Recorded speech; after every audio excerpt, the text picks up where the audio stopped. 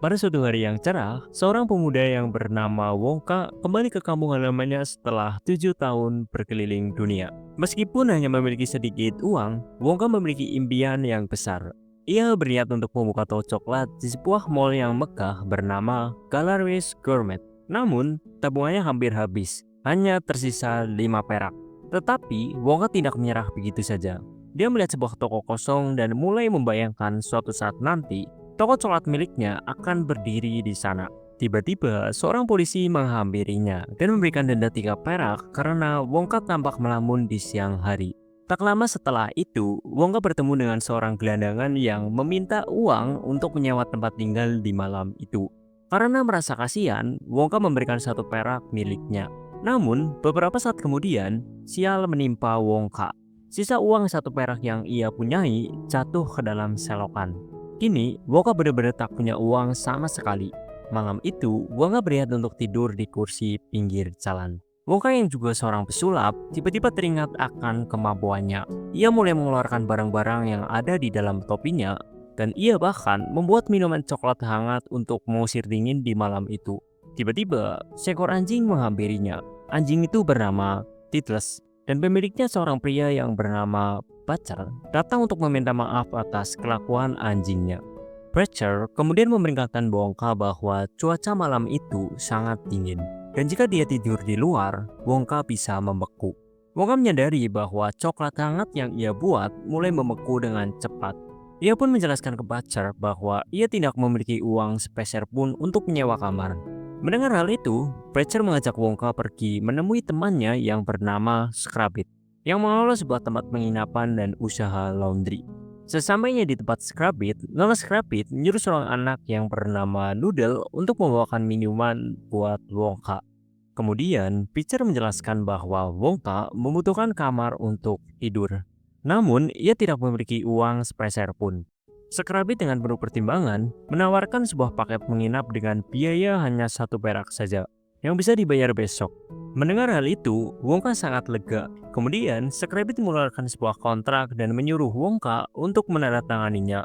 Noodle yang berada di dekat sana berbisik agar Wongka membaca kontrak tersebut dengan teliti sebelum menandatanganinya. Namun, Scrabbit yang mendengar hal itu langsung mengusir Noodle. Wongka pun tanpa curiga menandatangani kontrak yang ternyata sangat panjang dan penuh dengan tulisan kecil.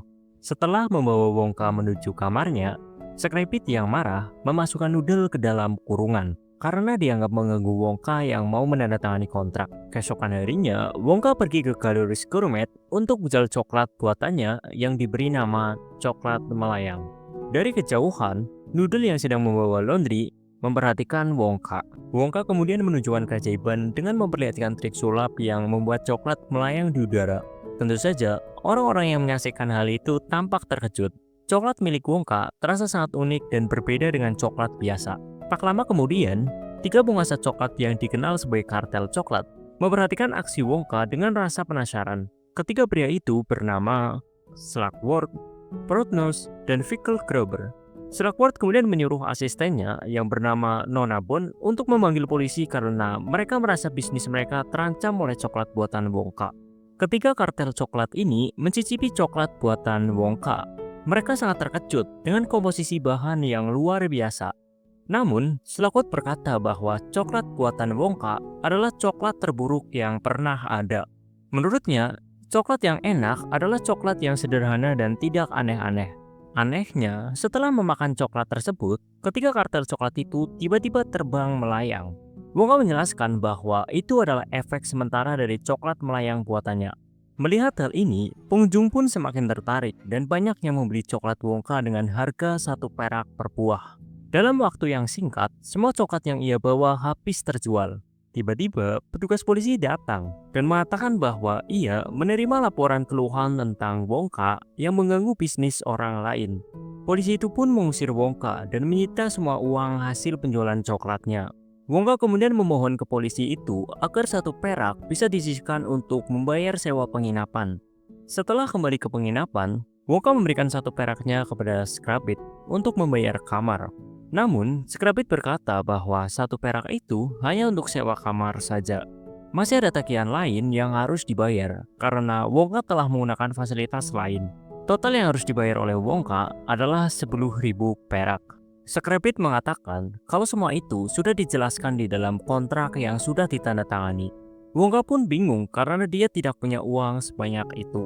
Karena tidak mampu membayar, Scrapit dan Pitcher memaksa Wongka bekerja di laundry yang ada di dalam ruang bawah tanah. Wongka akan dibayar 1 perak setiap hari. Itu berarti kalau ditotalkan, dia harus bekerja di sana selama 27 tahun lamanya. Untuk melunasi semua hutangnya, Wongka pun dilempar ke dalam tempat laundry. Ternyata, di tempat laundry ada beberapa orang yang bernasib sama seperti Wongka. Mereka semua dijebak oleh Scrapit dan Pitcher. Ada Bakus sang akuntan, Ben si tukang ledeng, Lotibel si pendiam, dan Larry si pelawak. Wongka kemudian berusaha untuk mencari jalan keluar. Namun, Benz mengatakan kalau mereka sudah pernah berusaha untuk kabur. Jika mereka kabur, Scrapit akan memanggil polisi untuk menangkap mereka lagi karena mereka menandatangani kontrak yang sah. Scrapit juga akan menambahkan denda 1.000 perak ke dalam hutang mereka. Abakus pun menyuruh Wongka mengerjakan apa yang diperintahkan. Jika tidak, Wongka tidak akan diberi makan malam harinya. Kemudian, semua pekerja itu beristirahat menuju kamar mereka masing-masing. Noodle kemudian mendatangi kamar Wongka untuk membersihkan kamarnya. Noodle pun bertanya kenapa Wongka menandatangani kontrak. Dan ternyata Wongka mengaku kalau dia tidak bisa membaca. Selama ini, Wongka hanya fokus belajar membuat coklat yang enak sampai-sampai dia lupa untuk belajar membaca. Noodle lalu berkata kalau Wongka lebih beruntung darinya. Wongka hanya berutang 10.000 perak, sementara Noodle berutang 3.000 perak. Hutang Noodle itu sangat banyak sebagai ganti ongkos Scrapit yang telah membesarkannya sejak bayi. Dahulu, Noodle dibuang oleh orang tuanya di tempat ini sejak masih bayi. Melihat Noodle yang masih sedih, Wongka berniat untuk membuat coklat untuk Noodle. Ternyata, Noodle mengaku kalau dia belum pernah makan coklat seumur hidupnya. Wongka lalu membuka kopernya yang berisi alat pembuat coklat portable. Wongka memiliki bahan-bahan coklat yang terbaik yang dia dapatkan dari seluruh penjuru dunia. Kemudian, Wongka bercerita saat dia masih kecil, Wongka tinggal berdua bersama ibunya di dekat sungai. Menurut Wongka, ibunya adalah pembuat coklat yang paling enak di seluruh dunia. Dahulu kala, ibunya memberitahu Wongka kalau dia tahu bahan rahasia untuk membuat coklat paling enak di dunia. Wongka kecil pun berjanji suatu saat nanti dia akan menjadi pembuat coklat yang enak seperti ibunya. Dia akan membuka toko coklat di Galleries Gourmet. Mendengar hal itu, ibunya pun berjanji akan datang ke toko milik Wongka dan memberitahu bahan rahasia itu kepada Wongka. Namun sayangnya, ibunya sudah meninggal terlebih dahulu. Ibunya hanya meninggalkan sekotak coklat yang masih Wongka simpan sampai saat ini. Itulah kenapa Wongka bertekad untuk membuka toko coklat di Galleries Gourmet, agar dia bisa merasakan kehadiran ibunya lagi. Dengan begitu, ibunya bisa memberitahu bahan rahasia untuk membuat coklat yang paling enak di dunia, yang belum sempat dia sampaikan. Setelah coklatnya jadi, Wongka memberikan coklat itu kepada Noodle. Noodle pun sangat senang karena coklat itu sangat enak. Wongka berkata kalau dia bersedia membuatkan Noodle coklat seumur hidupnya, asalkan Noodle membantu Wongka kabur dari tempat ini.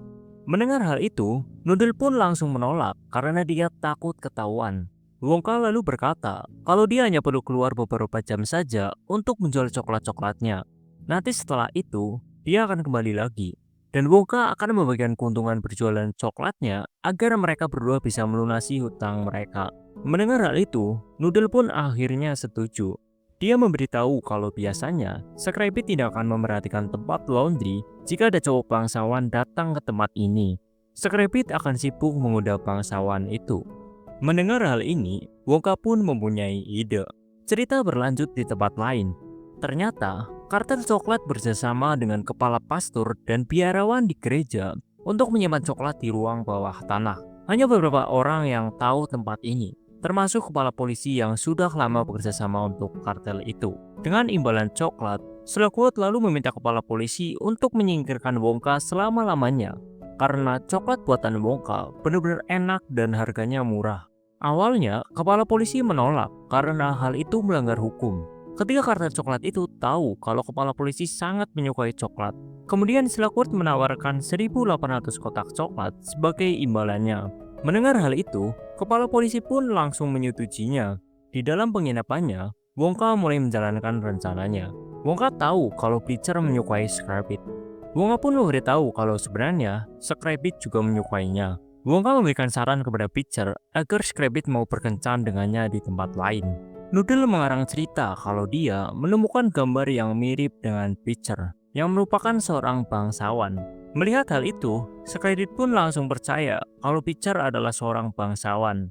Rencana pun berjalan dengan lancar. Scrappy dan Pitcher sibuk bermesraan hingga tak ada waktu untuk memeriksa tempat laundry. Wongka kemudian memanfaatkan Tidless yang terus berlari mengejar sobekan celana tukang pos untuk menggerakkan alat laundry otomatis ciptaannya. Dengan begitu, Wongka bisa berjualan coklat. Wongka bersembunyi di dalam gerobak laundry milik Noodle untuk keluar di jalanan. Kemudian, Wongka mengeluarkan toples coklat. Namun ternyata toples itu kosong semua. Coklat yang ada di dalamnya hilang. Wongka mengatakan kalau coklatnya dicuri lagi oleh kurcaci kecil berwarna orange. Kurcaci itu pasti mencuri coklat di saat Wongka sedang tertidur. Noodle tentu saja tidak percaya dengan cerita itu. Menurutnya, kurcaci itu tidak nyata. Kemudian, Wongka berniat untuk membuat coklat lagi. Namun dia kehabisan susu. Noodle pun mengambil sebotol susu sapi. Ternyata, susu yang Wongka butuhkan bukanlah susu sapi, melainkan susu jerapah. Noodle pun memberitahu kalau ada jerapah di dalam kebun binatang. Namun, mereka tidak akan bisa keluar masuk tempat itu begitu saja, karena tempat itu ada penjaganya. Wongka pun menyuruh Noodle tidak usah khawatir. Dia lalu mengeluarkan coklat dari dalam tongkatnya. Kemudian, Noodle memberikan coklat itu kepada satpam kebun binatang. Yang ternyata, coklat itu bisa membuat satpam itu pingsan di dalam kebun binatang. Karena Wongka tidak bisa membaca, dia hampir masuk ke dalam kandang macan. Noodle pun membantu Wongka masuk ke dalam kandang jerapah yang benar. Wongka lalu memberikan permen mint yang sangat disukai oleh jerapah, yang membuat jerapah itu menjadi jinak. Wongka pun mulai memerah susu jerapah itu di sini. Wongka lalu bertanya dari mana asal-usul nama Noodle, karena menurutnya nama itu sangat aneh. Noodle pun memperlihatkan sebuah kalung dengan liontin cincin berhuruf N. Itulah kenapa dia dipanggil Noodle. Kalung itu adalah peninggalan dari orang tuanya saat dia dibuang di tempat laundry. Sudah beberapa kali Noodle mencoba mencari orang tuanya, namun selalu saja gagal. Wongka pun berjanji kalau dia akan membantu Noodle menemui orang tuanya setelah selesai memerah susu jerapah. Tiba-tiba, kepala polisi datang. Wongka pun menyuruh Noodle untuk pergi. Kepala polisi melarang Wongka berjualan coklat di kota ini. Mendengar hal itu, Wongka pun bingung karena dia tidak melanggar hukum. Kepala polisi langsung memukul Wongka sebagai peringatan. Wongka dan Noodle akhirnya kembali ke tempat laundry di sini. Abacus pun bertanya, kemana Wongka pergi seharian ini? Wongka pun menceritakan cita-citanya yang ingin membuat toko coklat.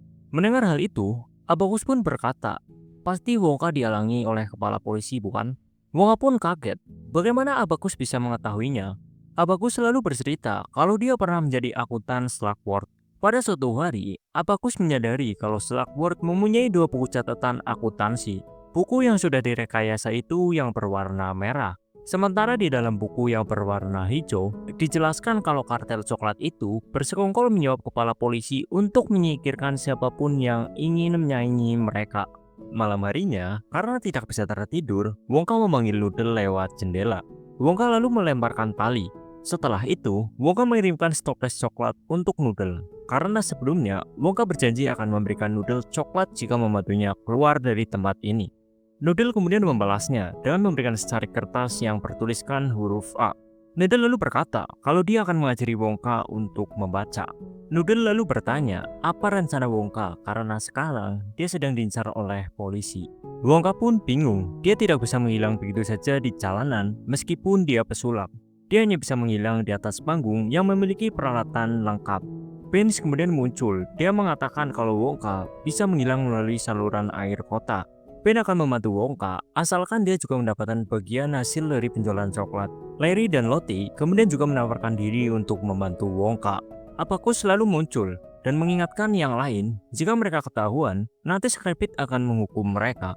Noodle lalu memberikan satu coklat buatan Wongka kepada Abacus. Begitu dia memakan coklat itu, Abacus langsung setuju dengan rencana teman-temannya. Keesokan harinya, Wongka mulai menjual coklat di jalanan secara sembunyi-sembunyi.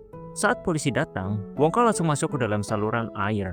Semua orang di seluruh penjuru kota menyukai coklat buatan Wongka karena memang sangat enak. Kartel coklat pun panik karena penjualan coklat mereka menurun. Setelah menyadari kalau Wongka kabur melalui saluran air kota, kepala polisi yang tubuhnya semakin gendut itu menyuruh anak buahnya untuk berjaga di seluruh pintu air di penjuru kota. Malam harinya, diam-diam seorang kurcaci masuk ke dalam kamar Wongka. Ternyata itu adalah kurcaci oranye yang sebelumnya Wongka ceritakan. Kurcaci itu kembali mencuri coklat milik Wongka. Namun malam itu, Wongka sudah membuat jebakan untuk menangkap kurcaci itu. Wongka kemudian memasukkan kurcaci itu ke dalam toples. Wongka bertanya asal-usul kurcaci itu. Kurcaci itu menjawab kalau dia bernama Ompa Lompa yang berasal dari Lompalan. Selama ini, dia mencuri coklat milik Wongka karena dulu Wongka pernah mencuri 3 buah kakao di Lompalan. Lompa yang seharusnya menjaga pohon kakao itu pun diusir karena kehilangan 3 buah kakao. Dia boleh kembali ke Lompalan asal dia bisa membayar senilai 1000 kali lipat dari buah kakao yang hilang. Itulah kenapa dari dulu Lompa selalu mencuri toples coklat milik Wongka agar dia bisa kembali pulang ke Lompalan. Mendengar hal ini, Wongka pun meminta maaf, tapi dia tidak bisa menyerahkan persediaan coklatnya karena dia harus menjual coklat itu untuk membantu teman-temannya membayar hutang. Lompa lalu meminta Wongka mengeluarkannya. Lompa mengajak Wongka untuk berunding setelah dibebaskan. Ternyata itu hanya tipu muslihat Lompa. Lompa kabur dengan membawa setoples coklat milik Wongka. Keesokan harinya, Wongka bercerita kepada teman-temannya kalau semalam seorang kurcaci itu kembali mencuri setoples coklat miliknya. Namun teman-temannya itu tidak percaya. Noodle lalu mengatakan kalau mereka mempunyai kejutan untuk Wongka. Ternyata dari hasil penjualan coklat selama ini, akhirnya mereka bisa menyewa toko yang Wongka impikan. Akhirnya, mereka bisa berjualan dengan resmi tanpa takut ditangkap oleh polisi. Di tempat lain, kepala polisi memberitahu kartel coklat kalau Wongka dan teman-temannya tinggal di tempat laundry milik Scrabbit. Sekarang, kepala polisi tidak bisa menghentikan Wongka lagi karena Wongka dan teman-temannya sudah menyewa toko secara resmi. Malam harinya, Slugworth menemui Scrabbit. Dia menyuruh Scrabbit untuk membantunya dengan iming-iming imbalan yang sangat besar. Keesokan harinya, Wongka dan teman-temannya akhirnya membuka toko coklat mereka di Galleries Gourmet. Toko itu dipenuhi coklat berbentuk bunga dan pohon yang sangat indah. Semua pengunjung menyukai coklat buatan Wongka itu. Namun tiba-tiba, banyak pengunjung mengalami hal aneh usai mengonsumsi coklat buatan Wongka. Rambut mereka berubah menjadi warna-warni, hingga seorang anak perempuan yang tiba-tiba tumbuh kumis. Di saat Wongka mencicipi coklatnya itu, Wongka sadar kalau coklatnya telah diracuni oleh seseorang. Pengunjung yang marah kemudian menghancurkan dan membakar toko coklat milik Wongka itu. Setelah situasi kembali tenang, Abacus berkata kalau semua itu pasti ulah kartel coklat. Wongka pun putus asa. Selain bisnisnya hancur, ibunya Noodle juga tidak kunjung muncul sesuai janjinya dahulu.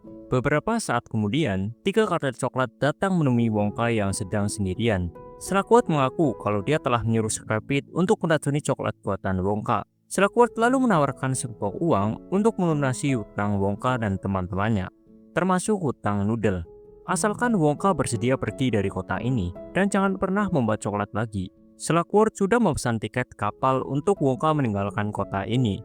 Malam itu juga, Wongka pun sadar hanya itulah satu-satunya harapan untuk melunasi hutang teman-temannya. Wongka pun terpaksa mengikuti kemauan kartel coklat itu. Wongka mengemasi barang-barangnya, lalu kemudian pergi menuju dermaga di sana. Kartel coklat dan kepala polisi sudah menunggunya. Slugworth lalu menjabat tangan Wongka dengan sangat keras. Wongka pun kemudian menaiki kapal itu. Kapal itu pun mulai berlayar. Saat sedang duduk di atas kapal, Lompa datang menghampiri Wongka. Lompa mengatakan kalau hutang Wongka kepadanya tinggal 1 toples coklat lagi. Namun Wongka menjawab kalau dia sudah berjanji tidak akan membuat coklat lagi. Lompa pun menyuruh Wongka jangan menyerah dan melawan para kartel yang semena-mena itu. Wongka menjawab kalau dia tidak bisa melawan karena dia ingin hutang teman-temannya lunas. Wongka lalu melihat bekas jabat tangan Slugworth, ada huruf A yang dikelilingi tulisan-tulisan aneh. Wongka pun teringat kalau Noodle juga mempunyai cincin yang sama seperti itu. Wongka pun sadar kalau Noodle dalam bahaya. Wongka meminta kapten untuk putar balik kapal. Namun dia tidak menemukan siapapun di dalam kemudi kapal di sana. Malah ada beberapa bom yang siap meledak. Lompa dan Wongka kemudian loncat untuk menyelamatkan diri. Kapal itu pun akhirnya meledak. Dari jauh, setelah melihat kapal meledak, Slugworth memberikan coklat yang banyak kepada kepala polisi sebagai imbalan. Keesokan harinya, Scrabbit mengumpulkan semua pekerja laundry. Dia memberitahu perjanjian Wonka dengan Slugworth untuk melunasi hutang teman-temannya itu. Hutang Abacus, Benz, Lottie Bell, dan Larry akhirnya lunas. Mereka pun bisa bebas. Namun ternyata tidak dengan Noodle.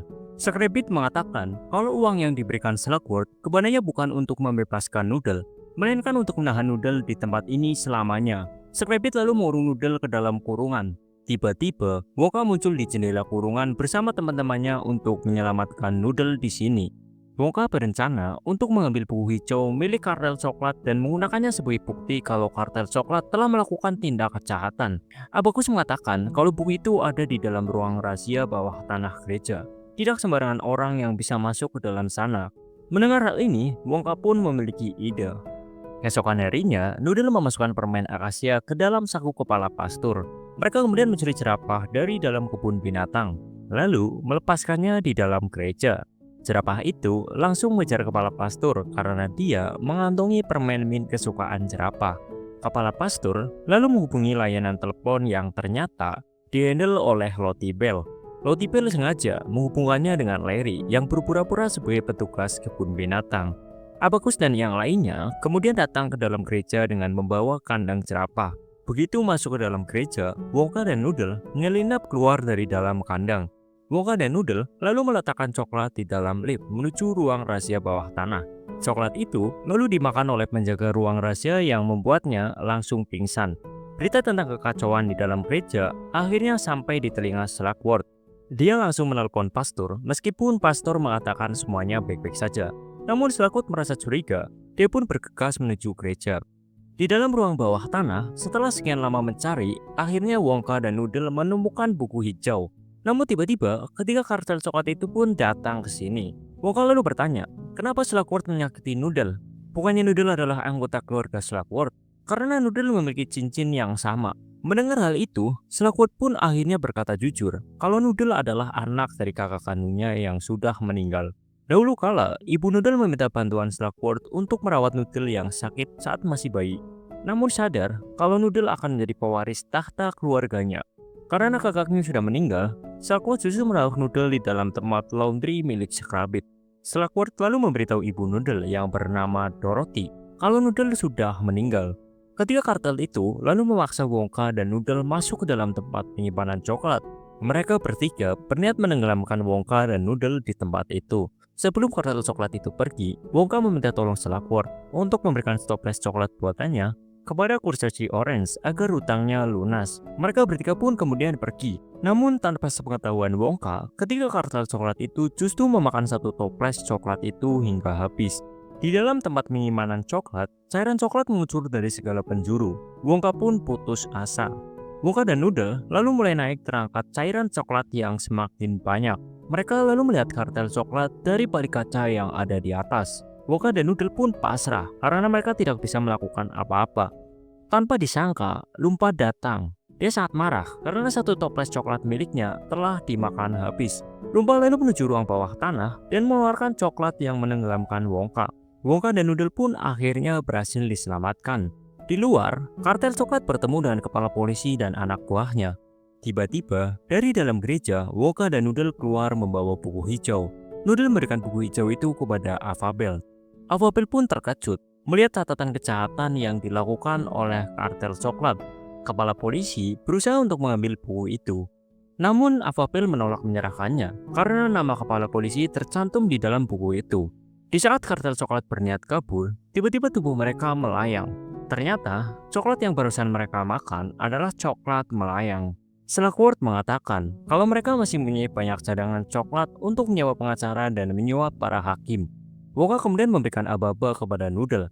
Ternyata, Wonka membuat cadangan coklat milik kartel itu keluar melalui air mancur. Wonka membagikan coklat itu kepada semua orang secara gratis. Melihat semua orang bahagia mendapatkan coklat itu, Wonka lalu mengambil kotak coklat peninggalan dari ibunya. Dia menemukan secari kertas emas di dalamnya yang berisi jawaban bahan rasa coklat yang paling enak di dunia. Di situ tertulis kalau coklat akan terasa sangat enak kalau kita menikmatinya dengan orang-orang yang kita sayangi. Wonka lalu melihat bayangan ibunya di tengah-tengah kerumunan orang.